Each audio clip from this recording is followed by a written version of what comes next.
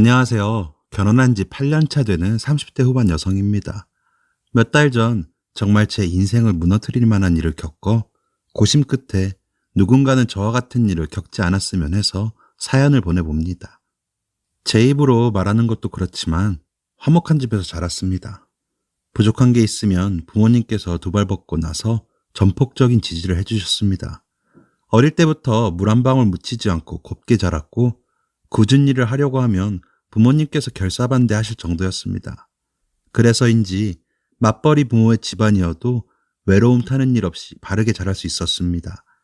늘 저녁을 미리 차려두고 가시거나 그럴 틈이 나지 않을 때면 문자나 메모와 함께 돈을 남겨두곤 하셨습니다. 부모님 참관 수업이 있는 날이면 빠짐없이 참관하시러 오셨고 무리해서라도 제 생일에 맞춰 휴가를 내서 축하도 해주셨습니다. 제가 좋아하는 게 뭔지도 꼭꼭 잊지 않고 케이크에 싸는 은초대를 꽂아 치킨이며 초밥이며 온갖 진수성찬을 늘어놓았습니다. 보통은 미역국을 끓여주시긴 했지만 저는 어릴 때부터 미역국을 먹을 때마다 개원했기 때문에 대신 좋아하는 걸 만들어주기로 오래전부터 약속했었습니다. 그래서 다른 집과는 비슷하면서도 조금 다른 생일날을 보내기도 했죠. 바쁘신데도 불구하고 제게 쏟아주시는 무한한 애정 덕분에 고등학생 때는 별다른 걱정 없이 공부에만 집중할 수 있었습니다. 대학 때에도 다른 학우들은 힘들게 제 손으로 알바하고 다닐 때 저는 저를 위해 희생도 마다하지 않는 부모님 덕에 고생 한번 하는 일 없이 평탄하게 다닐 수 있었습니다. 그때 이야기를 하면 부모님이 항상 이렇게 말씀하시는데 너 키우는 거 안 힘들었어. 우리 딸이 예쁘게 자라주는데 우리가 힘들 게 뭐 있어? 속 썩이는 일도 없었지. 매번 좋은 소식만 물어다 주는데 엄마 아빠가 돈 버는 게 힘들었겠니? 네가 행복하면 우리도 행복해. 다른 집 이야기만 들으면 우리 애도 나쁜 길로 빠지는 거 아닌가? 친구 잘못 사귀어서 우리 딸 마음 다치지는 않을까? 노심초사하긴 했는데 그런 일도 없었잖아. 그것보다 꼭 좋은 대학 붙겠다고 늦게까지 학원에서 공부한 네가 힘들었지. 라고 말씀하시면서 주름진 손으로 제 손을 꼭 부여잡아 주셨습니다. 찬찬히 엄마를 다시 보니 늙어가고 있다는 게 부쩍 그날따라 눈에 띄었습니다. 내색은 안 하시지만 그간 저를 키우시면서 힘든 일도 많으셨을 텐데 저한테 투정 한 번 안 하는 게 정말 대단하다고 느꼈습니다. 사회생활을 시작했을 때 부모님이 저를 키우면서 어떤 기분이었을지를 생각해 보니 정말 가슴이 짠해지기도 했습니다. 저 역시 부모님을 보고 배우자는 마음으로 좋은 부모가 되어야겠다고 다짐하게 됐습니다. 대학교를 다니면서 지금 남편과 만나게 되었고 처음 만난 순간부터 저를 어찌나 집요하게 따라다니던지 끈기에 져서 한번 만나보자는 마음으로 교제를 시작했습니다. 참 사람이 성실하고 바르다. 그렇게 생각하게 된 계기가 대학교 다닐 때도 술 한 번 하지 않고 아닐 때는 아니다라고 말할 수 있는 사람이었습니다. 결혼하기 전부터 시부모님 일로 너 힘들게 하지 않겠다. 엄포를 놓듯이 말하기도 했죠. 수진아, 너 우리 부모님 일로 힘들게 하는 일 없을 거야. 내가 약속 한 번 하면 어기는 일 없는 거 알잖아? 만약에라도 그런 일이 있으면 나한테 솔직하게 말해. 어찌나 기세가 대단하던지. 시어머니도 저한테 웬만한 일이 아니면 연락을 잘 안 하시기도 했고 안 보이는 곳에서 중재를 잘해주었습니다. 그래서인지 서로에게 그리 깊게 간섭하지 않는 좋은 고부관계를 형성할 수 있었어요. 시어머니는 발이 넓으신 편이라서 여기저기서 소문을 많이 듣고 오시는 탓에 꽤 수다스러운 편입니다. 게다가 부침성도 좋은 것도 있고 공감도 잘 해주시는 편이라 사소한 것에도 오버스럽게 반응하시는 편이에요. 그래서 가끔 제가 시어머니께 상담을 하는 일도 꽤 있었어요. 저희 집이랑 다름없이 한 가족이 된 사람에게 아낌없이 정을 베풀어 주셨습니다. 별 불화 없이 원만하게 지내려 서로 노력하는 게 보였습니다. 특히 시아버님은 시어머니를 굉장히 아끼셨어요. 무슨 일이라도 생겼나 싶으면 한달음에 달려 안위를 살피시기도 하고 일도 일이지만 가족이 제일 중요하다고 입버릇처럼 말하셨습니다. 그리고 자기 말을 절대 어기지 않는 정직하고 현명한 분이셨죠.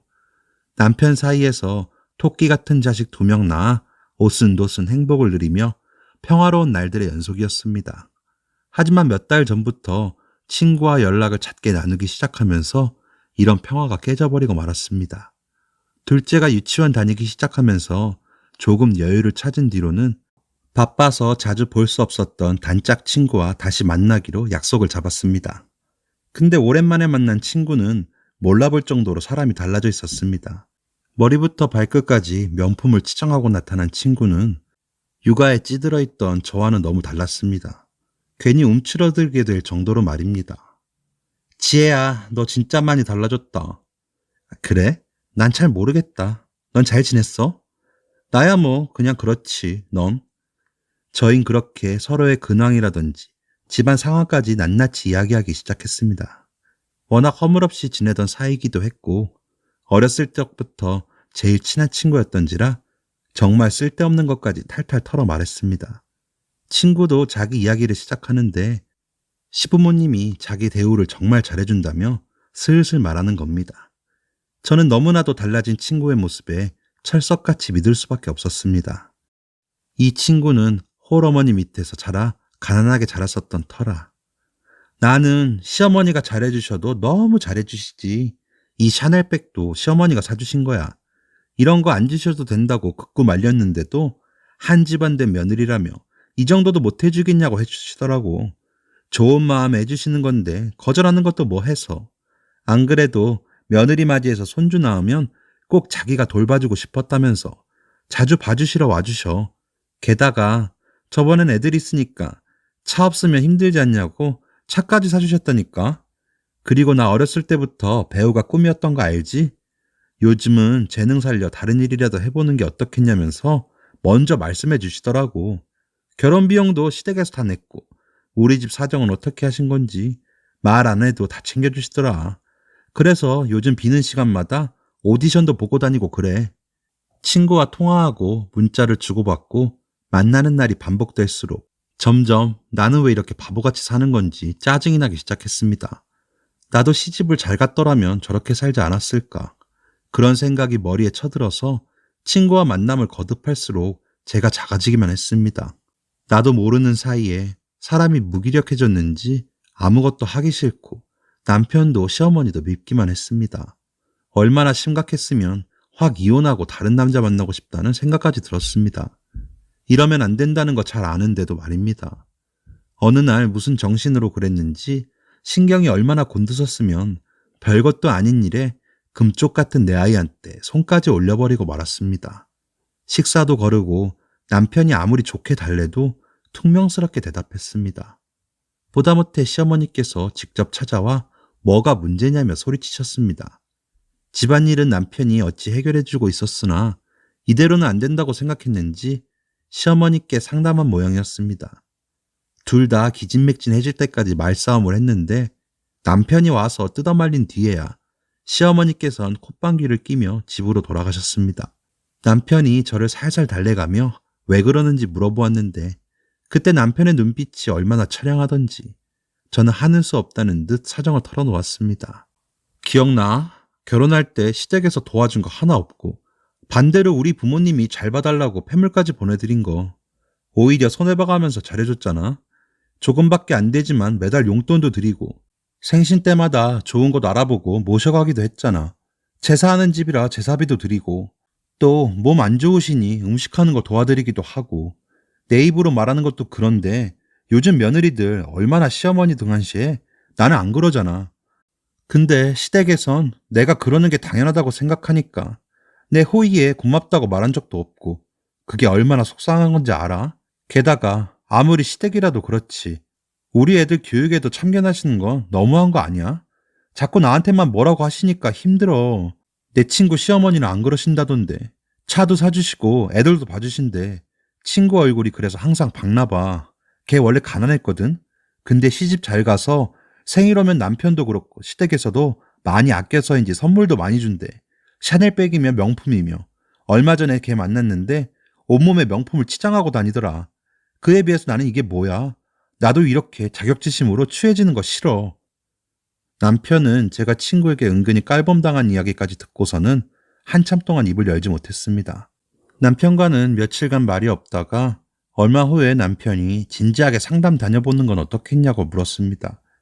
그래도 평소 나를 아끼고 다정하게 대해주는 남편이고 진심 어린 눈빛으로 말해주어서 그런지 설득을 당해서 병원을 다녀보기도 했습니다.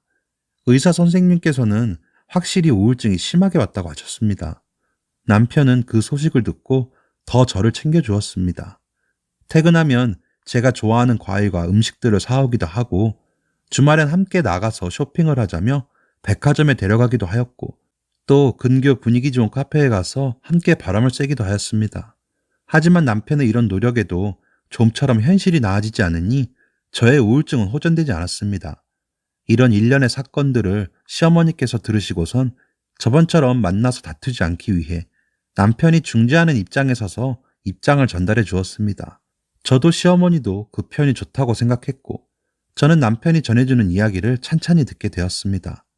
시어머니께서는 주변 친구 며느리가 해주는 수준대로 생각하다 보니 이 정도면 당연한 거 아닌가? 이게 뭐라고 고맙다고 말해야 하는지 당황스러웠다고 합니다. 게다가 첫째가 5살 될 때까지 매일 아침마다 저희 집에 들러 온종일 애를 봐주시지 않았냐면서 오히려 서로 고마움을 표시하지 않았냐고. 저는 그 이야기를 듣고 할 말이 많았지만 우선은 어머니 입장에선 그럴 수도 있으셨겠다는 생각을 했습니다. 어머니, 대은이 어린이집 다니기 시작했을 때부터 등원, 하원 도와주셨잖아. 우리 둘째 낳고부터 더 바빠졌을 땐 집에 반찬도 해주시고. 저는 그 말을 듣고 괜히 제가 팔랑귀가 돼서 어머니와 남편을 미워한 게 아닌가 또 마음이 흔들렸습니다. 그도 그럴 게 따로 남들만큼 어머니께 목돈을 드린 적도 없고 용돈 정도만 드렸던 지라서요.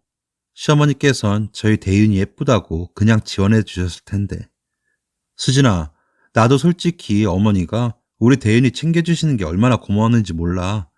어머니 허리 안 좋으신데 우리 집까지 와서 간식이나 밥도 해주시고 그러셨잖아. 물론 네가 어머니께 못했다는 이야기가 아니야. 나는 너랑 어머니가 서로 고마워하는 줄만 알고 있었지. 수진아, 우리가 부족한 게 있으면 같이 채워나가자고 약속했잖아. 일단 희진 씨 부부 한번 초대해서 만나보는 게 어떨까 싶어. 너만 혼자 나쁜 감정 짊어지지 말고. 누구만 노력해야 하는 게 아니라 다 같이 노력해야 나아질 수 있는 거잖아. 저는 처음에 싫다고 했으나 예전부터 친구가 저희 집에 한번 오고 싶다고 말하기도 했었고 남편이 혹시라도 위축되는 이야기를 꺼내면 적절히 잘라내겠다고 했는지라 한번 믿고 집에 초대하기로 했습니다. 그러나 집에 온 건 친구 혼자였어요. 남편이 최근 일에 치여서 갑작스레 못 오게 됐다고 그랬습니다. 저희도 남편이 퇴근하기 전이었고 애들은 시어머니께서 맡아주신다고 하셔서 집에는 친구와 저밖에 없었어요. 근데 친구가 갑자기 이런 말을 하는 겁니다. 너 정도면 할 만큼 했어. 더 대접받고 살 자격 있잖아. 내가 저번에도 말했지? 수진아, 좋은 남편 새로 찾는 게 낫지 않겠어? 미안한데 희진아, 나 요즘 병원 다니고 있어. 나 이렇게 챙겨주는 남편 배신할 마음 없고. 이야기가 더 이어지려는 찰나 남편이 퇴근해 돌아와 3명이 테이블에 앉았습니다. 남편은 희진이와 인사를 했고 이미 안면이 있는 사이였던지라 술잔을 주거니 받거니 했습니다. 딱 그 순간부터 남편이 제 바람막이가 되어서 제 친구가 시댁이나 남편, 집안 자랑을 하려고 하면 다른 화제로 돌려버렸습니다. 그런 남편이 얼마나 멋져 보이던지 술자리는 남편의 적절한 중간 역할로 화기애애했습니다. 저희 연애 때 이야기부터 해서 희진이 남편과 어떻게 만났는지 하는 이야기도 하고 심각하거나 부정적인 이야기는 하지 않는 분위기로 흘러가고 있었습니다. 하지만 남편의 눈을 보니 남편은 희진이를 보며 이것저것 생각이 많은 눈치더라고요. 대수롭지 않게 생각했습니다. 뭐 희진이가 행실이 나쁜 애도 아니고 저에게는 둘도 없는 친구였으니까요. 남편이 술자리를 즐겁게 끌어가다 보니 술이 빠르게 줄었습니다. 저희 부부는 평소에 집에서 그리 음주를 즐기는 편이 아니라 집에 술이 많이 있진 않았습니다. 그래서 남편은 제게 나가서 술을 좀 더 사오라고 했습니다. 저 혼자 있으면 또 제 친구가 기죽는 말을 할까봐 그런지 남편이 제게 술을 좀 더 사오라고 부탁하더라고요. 편의점에 가서 술을 사고 돌아오는 길에 곱창집에서 곱창을 볶는 냄새가 너무 좋아서 술도 좀 들어갔겠다, 안주도 부족하겠다 싶어 2인분을 포장하느라 좀 시간이 지체되어 집에 돌아왔습니다. 돌아와 보니 웬 낯선 남자가 한 명 집에 와 있고 친구는 오해를 하며 그 남자 바지가랑이를 붙잡고 있었습니다. 이게 무슨 사단인가 싶어 남편에게 물으니 남편이 씩씩대면서 친구를 삿대질했습니다. 이 못된 사람이 이제까지 너 옆에서 바람 넣고 이간질한 거야. 여태까지 너한테 거짓말 쳐가면서. 응? 여보, 그게 무슨 말이야? 저는 남편에게 자초지종을 모두 듣게 되었습니다.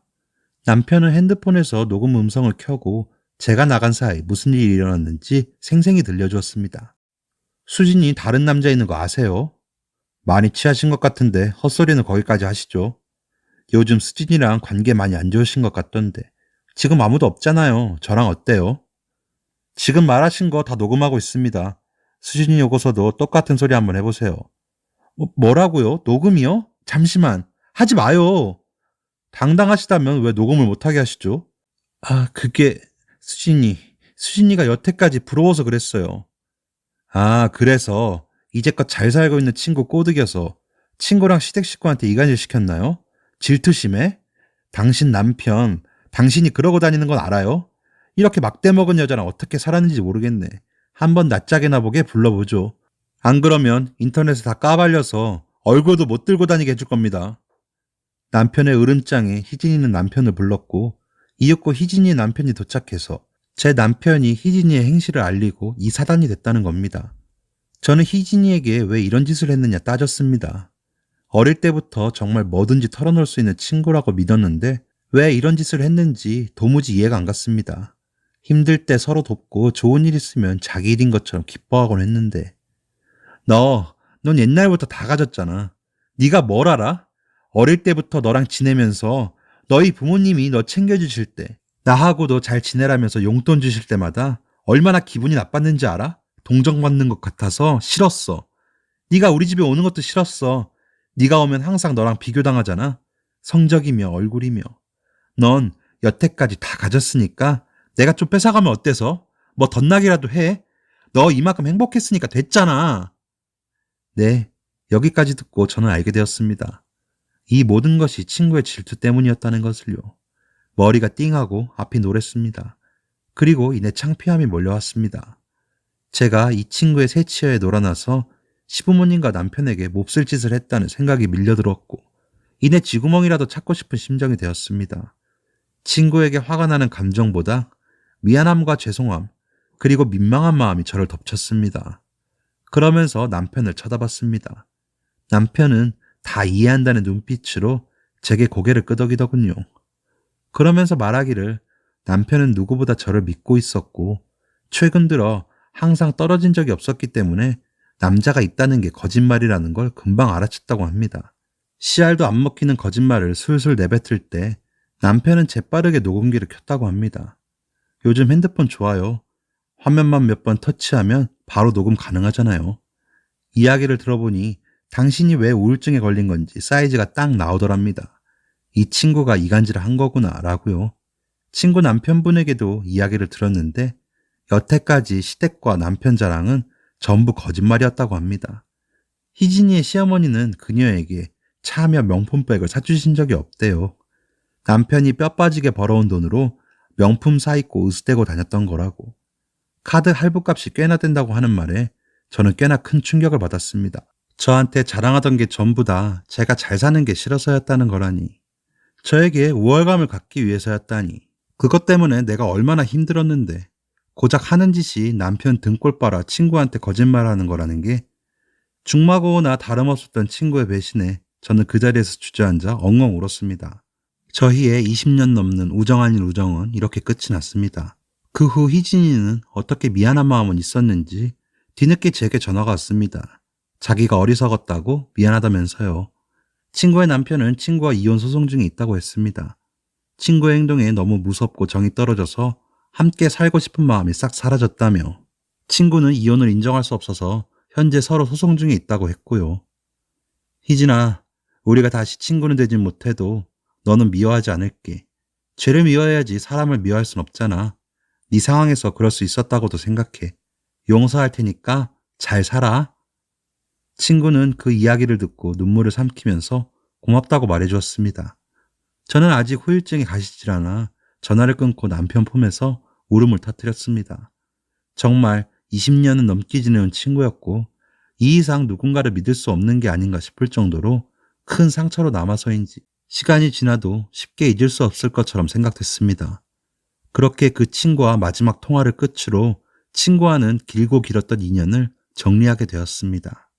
그리고 며칠 후 시어머니께서 집에 찾아오셨습니다. 어머니께선 이야기 다 들으셨다면서 각종 영양제와 제가 좋아하는 과일과 고구마 케이크를 사오셔서 몸 잘 추스르라고 하시며 제 손을 꼭 잡고 위로하시더라고요. 그리고 평소에 고맙다면서 저는 영문을 몰라 눈을 동그랗게 뜨고 남편을 쳐다봤습니다. 남편이 그냥 받아 하는 눈짓을 보내더라고요. 그래서 어머니께 감사하다고 말씀드리고 저도 죄송했다고 앞으로는 착한 며느리 되겠노라고 말씀드렸지요. 어머님이 집으로 돌아가시고 난 후에 남편에게 물었습니다. 당신 이게 어떻게 된 일이야? 사실은 내가 부모님께 당신 이야기 드렸더니 부모님이 당신 걱정을 정말 많이 하셨어. 당신 원래 그렇지 않았는데 최근에 이상해졌다면서. 저번에 당신 어머님이랑 대판했던 날 기억나?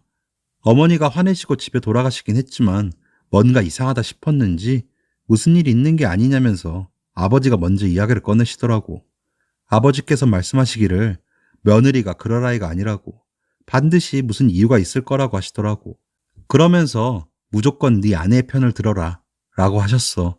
시어머니와 사이에서 무조건 네 아내 편을 들라며 하시는 말씀이 나하고 어머니 사이는 무슨 일이 있던 간에 관계 회복이 가능해도 당신이랑은 자칫하면 정말 남남이 될지도 모른다면서. 아버지가 시어머니를 맡아서 기분 풀어지게 잘할 테니 넌 며느리 기분을 먼저 생각하라고 하시더라고. 육아가 보통 힘든 일이 아닌 거라고. 그러면서 당신께 선물도 하고 맛있는 것도 먹고 당신 기분 푸는 데 쓰라고 200만 원도 보내주셨어. 정말? 그럼 어머니 기분은 어떻게 풀어드린 건데? 그건 아버지가 당신 이야기 어머니께 잘하신 거야. 중간에서 정말 노력 많이 하셨어. 같이 데이트도 하시고 대화도 많이 하시면서 당신을 이해시키려고 노력 많이 하셨다고 하더라. 상황이 상황이고 어머니도 육아가 얼마나 힘든 건지 아시니 이내 미안한 마음이 드셨다고 하더라고. 그 말을 듣고 저는 갑자기 울컥하고 죄송스러운 마음이 들어서 시어머니께 바로 전화를 드렸습니다. 시어머니께서는 교육에 관해 참견하시는 것도 미안하다 하시고 앞으로는 서로 챙기면서 잘 살자는 말씀을 하셨고 저는 눈물이 왈칵 나왔습니다. 저는 제 어리석음에도 불구하고 저를 이렇게 챙겨주는 시댁과 남편 덕에 위기를 넘길 수 있었습니다. 무엇보다도 지혜로우신 시아버지 덕분이었지요. 지금에 와서는 그래도 웃으며 말할 수는 있지만 만약 잘못되었으면 시댁과도 남편과도 돌이킬 수 없는 관계가 되었을지도 모릅니다. 그 이후로는 남의 말에 휘둘리지 않고 지금 가진 것에 만족하면서 살고 있습니다. 당장의 유혹에 눈이 멀어 주변을 등한시하는 게 얼마나 바보 같은 것인지도 알게 되었습니다. 남편에게 그간 정말 잘 챙겨주어서 고맙다고 말해주었습니다. 정말 다시는 겪고 싶지 않은 일이지만 이번 기회로 시댁과 남편과도 더욱 돈독해질 수 있었던 것 같네요. 남편이 일하고 돌아올 때마다 저 챙기느랴, 애들하고 놀아주랴, 또 중간에서 중재를 해주랴 얼마나 힘써주었는지 지금은 그런 남편의 부담을 덜어주려 시어머니께 제가 먼저 다가가는 일도 많아졌습니다. 그래서인지 시어머니께서도 부쩍 저를 더 챙기시고 또 저번의 일이 마음에 걸리셨는지 서로 고마움을 표시하는 데 있어 스스럼이 없는 사이가 되었습니다. 제가 괜찮아지면 다른 좋은 친구 소개시켜 줄 테니 걱정 말라면서 호언장담 하시기도 하셔서 같이 깔깔 웃고 그러기도 했네요. 여러분께서도 아무리 친한 친구일지라도 남의 말에 현혹되지 않기를 바랍니다. 만약 제 사연이 읽힌다면 시댁과 남편에게 정말 고맙다고 말하고 싶습니다. 긴 사연 들어주셔서 감사합니다. 지금까지 사연 들어주셔서 감사합니다. 사연이 재밌으셨다면 구독과 좋아요를 눌러주세요. 감사합니다. 안녕히 계세요.